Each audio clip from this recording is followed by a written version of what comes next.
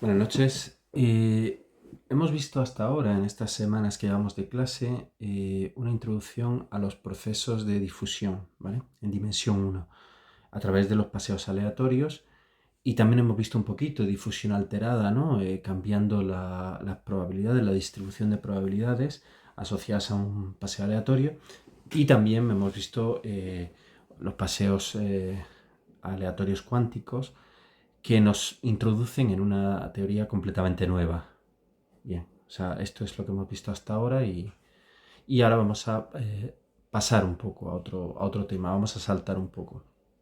Pero antes de ir al estudio de fractales, de curvas fractales, me parece interesante seguir con modelos de difusión anómalos. Entonces lo que vamos a ver ahora son procesos, vamos a llevarnos un par de semanas con esto, nos va a llevar un par de semanas, vamos a construir procesos de difusión anómala.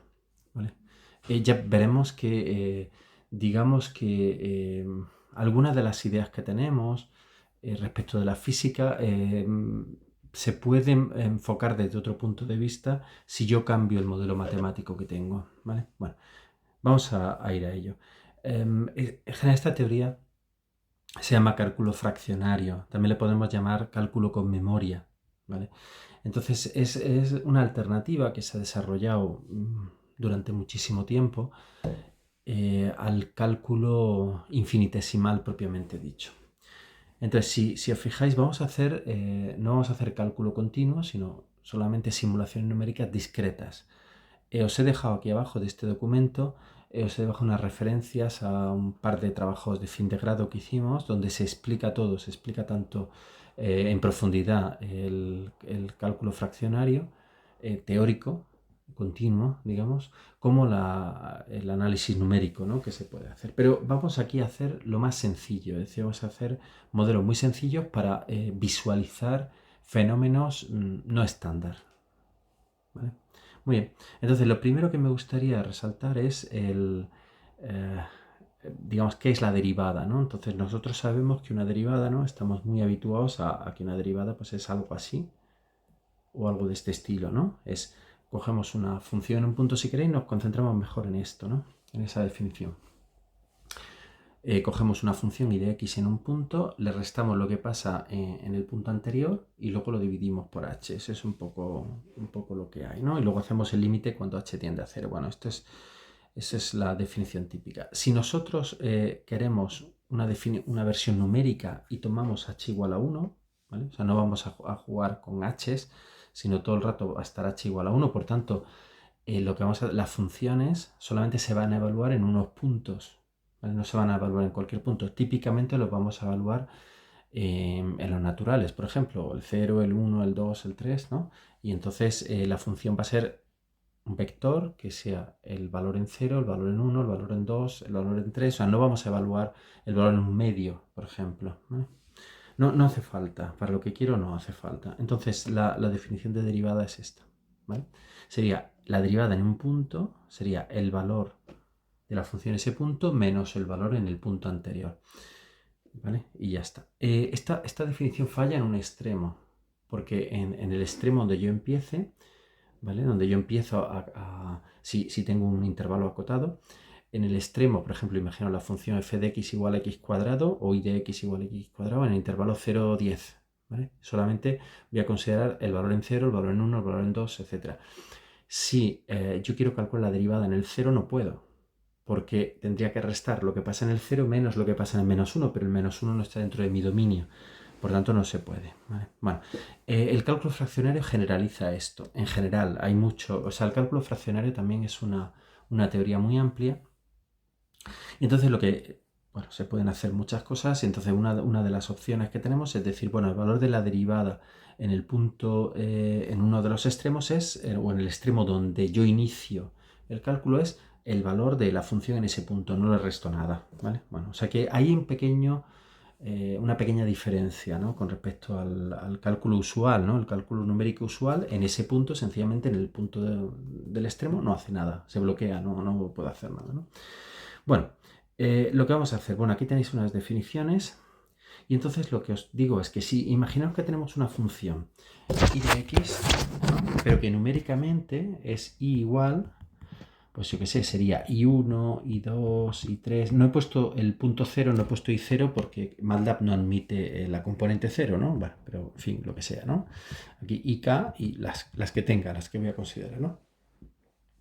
Entonces, lo mismo que tengo esta función, pues puedo definir su derivada, pero derivada de orden alfa, de cualquier orden, da igual, puede ser un número positivo, 0, 1, 2, 3, pues un número entero, no entero, un medio, un cuarto, raíz de 2, me da igual. Puede ser un número complejo, cualquier cosa, ¿vale? Puede ser un número negativo, cualquier cosa, cualquier número que yo me pueda imaginar.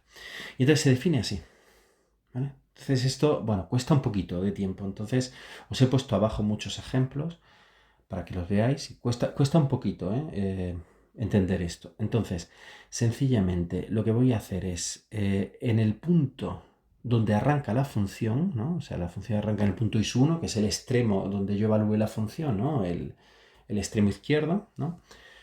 Pues la derivada vale i1, punto, ya está.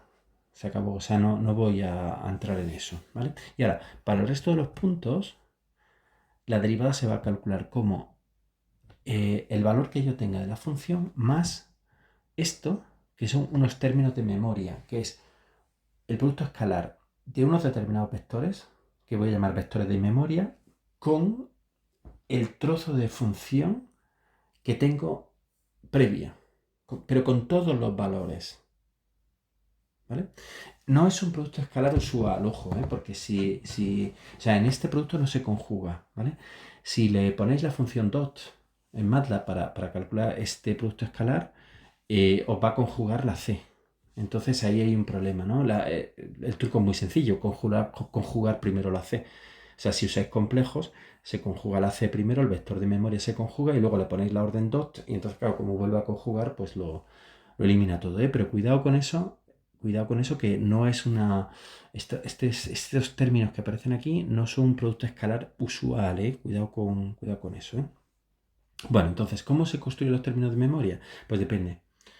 Entonces, dado el número alfa, este número alfa que tengo, el primer término, C sub 1, ¿vale? Se construye como menos alfa.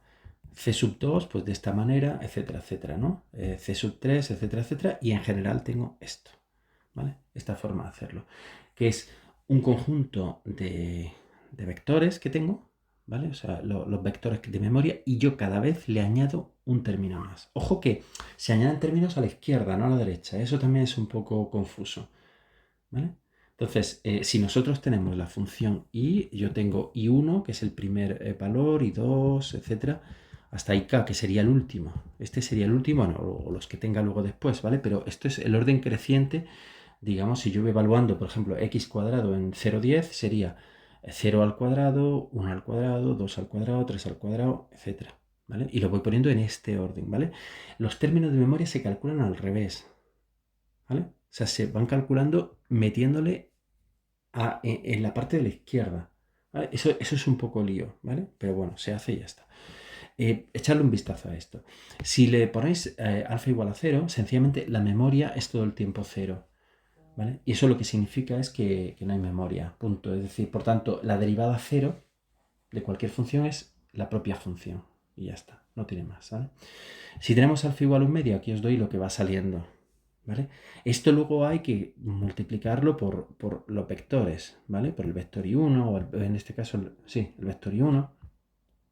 Aquí esto habría que multiplicarlo por el vector i1, i2, etcétera, ¿vale? Luego esto, cuando voy a implementar la derivada, quiero decir, ¿vale? O sea que, ojo con eso. Entonces, claro, es como que la i, cuando yo la voy evaluando, va acumulando, ¿no? Valores por aquí, pero la c no, la c va evaluando, ¿no? ¿Lo veis? Que va acumulando valores por aquí, ¿vale? O sea, ojo con eso, ¿vale? Y poco más. Entonces aquí os he puesto muchos ejemplos. Este sería, por ejemplo, alfa igual a 1, la derivada 1, la memoria sería así, donde entonces lo único que estoy haciendo es quedarme con el término anterior, ¿vale? Lo podéis mirar, ¿eh? Insisto que cuesta un poquito, ¿vale?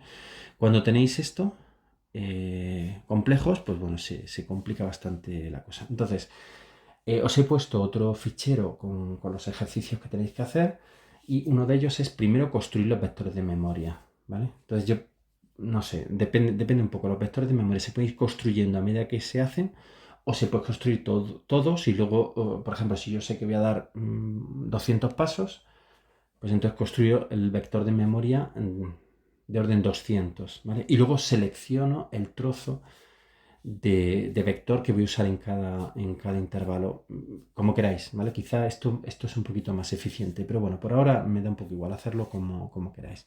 Entonces, lo que quiero es que me evaluéis derivadas fraccionarias. Entonces, os he puesto, por ejemplo, la función x cuadrado. Bueno, le he puesto un numerito para que no se salga mucho, ¿no? Creo que he puesto x cuadrado partido por 10 en el otro fichero. Y entonces lo que quiero es que me hagáis la derivada entre 0 y 1, ¿vale? A saltos de 0,1, ¿vale? Los saltos del orden de derivación y que me lo representéis, ¿vale? Os he puesto también en la bibliografía un canal de YouTube que hicimos en su momento y más o menos ahí se ve lo que quiero, ¿vale? O sea, se ven diferentes derivadas y la evolución, ¿vale? En cualquier caso, lo primero es calcular los vectores de memoria y luego ser capaz de hacer las derivadas fraccionarias, ¿vale? O sea, derivadas fraccionarias de cualquier función y cualquier orden, ¿vale?